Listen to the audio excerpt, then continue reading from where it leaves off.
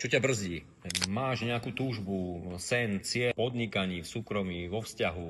Ty presne vieš, čo chceš dosiahnuť, ale presne vieš aj to, čo ti v tom reálne bráni.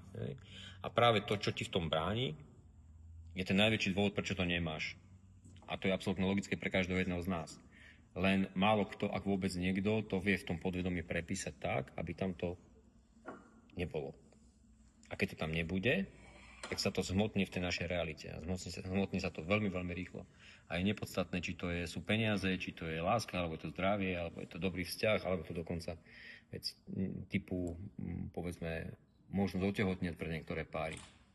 Takže z tohto pohľadu my z tej hlavy, alebo ja z tej hlavy, neutralizujem práve tie nesprávne presvedčenia, kódy, informácie, správy, návyky, čokoľvek človeka napadne v tomto smere. Asi toľko.